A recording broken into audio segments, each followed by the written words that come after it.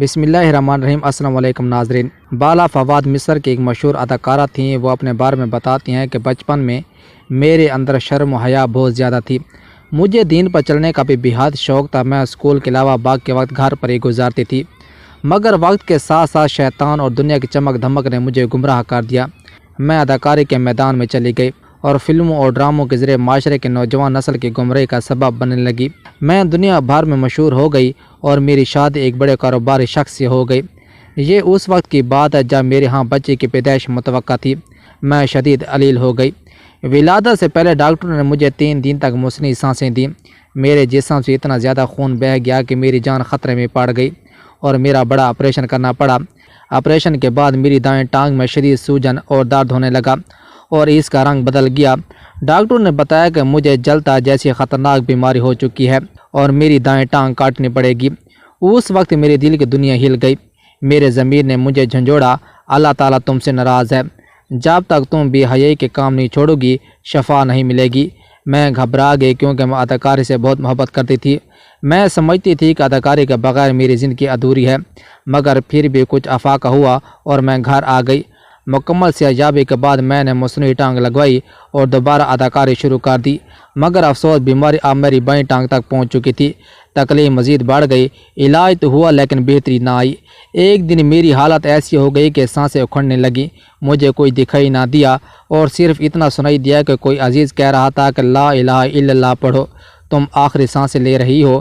میں نے کلمہ شہادت پڑھا۔ اس وقت میرے ضمیر نے ایک بار پھر مجھے جھنجھوڑا، تم اللہ سے ملاقات کے قریب ہو۔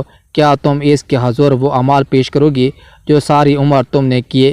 کیا تم نے اللہ کی نافرمانی میں زندگی گزاری اور اب کیا منہ دکھاؤ گی؟ میں موت کو اپنی آنکھوں سے دیکھ رہی تھی، جسم اور روح سے اسے محسوس کر رہی تھی۔ میرا دل ندامت سے بھر گیا۔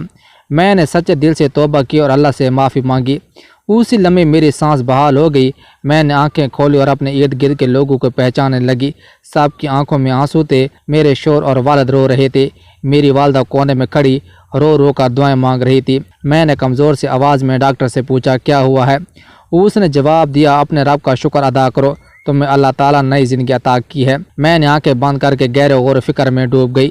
یہ زندگی کتنی مختصر ہے اور ہم اسے گناہوں میں ضائع کر دیتے ہیں۔ میں نے پختہ ارادہ کیا کہ اب زندگی اللہ کی مرضی کے مطابق گزاروں گی۔ میں نے اداکاری چھوڑ دی، پردہ کرنا شروع کیا اور اپنے شوہر و بچوں کو وقت دینا شروع کر دیا۔ تب مجھے محسوس ہوا کہ میڈیا نے عورت کو ایک ایسی سستی گڑیا بنا دی ہے جسے شہوت پرست لوگ استعمال کرتے ہیں۔ جب میں نے فلمی دنیا سے کنارہ کشی اختیار کی تو کچھ لوگوں نے مبارکباد دی، جبکہ کچھ نے مجھے پاگل قرار دیا۔ کہنے لگے کہ بیماری کی وجہ سے میں نے اداکاری چھوڑ دی ہے۔ میں ان باتوں پر حیران رہ گئی۔ اگر اپنے گناہوں پر نادم ہو کر اللہ کی طرف رجوع کرنا پاگل پن ہے تو ہاں، میں خوشی سے اقرار کرتی ہوں کہ میں پاگل ہوں اور میں آپ سب کو بھی اسی پاگل پن کی دعوت دیتی ہوں۔ ناظرین، توبہ کا دروازہ ہمیشہ کھلا ہے۔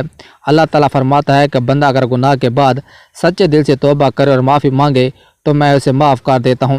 زندگی مختصر اور وقت تیزی سے گزر رہا ہے، کیوں نہ آج ہی ہم اپنے ماضی کے گناہوں سے توبہ کر کے ایک ایسی پاکیزہ زندگی کا آغاز کریں جو اللہ تعالیٰ کی رضا کے مطابق ہو۔